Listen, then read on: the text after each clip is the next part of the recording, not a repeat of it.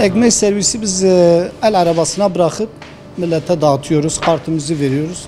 Böyle telefonla arayın, servis imkanı biz sağlıyoruz, yardımcı oluyoruz, o şekilde yani yardımda bulunuyoruz. Elemanlarla gönderiyoruz o şekilde. Çalışma saati 6'da ekmeğimiz çıkıyor, akşam da 7.30-8'e kadar sürüyor. Ondan sonra ekmeğimizi topluyoruz o şekil. Gece de servis yapıyoruz yani yardımcı oluyoruz, gene dağıtıyoruz. Hijyen yönünde biz çok dikkat ediyoruz, temizlik yönünde. Hani bizim için de, millet için de, o yüzden yani dikkat ediyoruz. Temizlik yönünde her yönde temizliğe dikkat ediyoruz. Maske olsun, eldiven olsun, zaten onsuz hiç çalışmıyoruz. O konuda dikkat ediyoruz. Temizlik yönünde dikkatliyiz yani.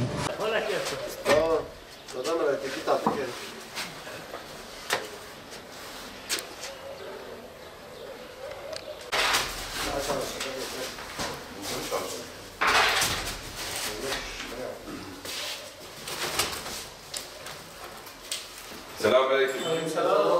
İki ekmek alabilir miyim? İki ekmek alabilir miyim? Nasılsınız, iyisiniz? Güzel mi yaptınız? Önemli işi var abi. Allah'ım rahmetsin. Var mı yeminizin isteğiniz? Hasta masada değilsiniz inşallah. Korumuyorsunuz. Peki gene işte kolay gelsin. Allah'a emanet olun. 20 yıldan beridir bu fırını işletiyoruz.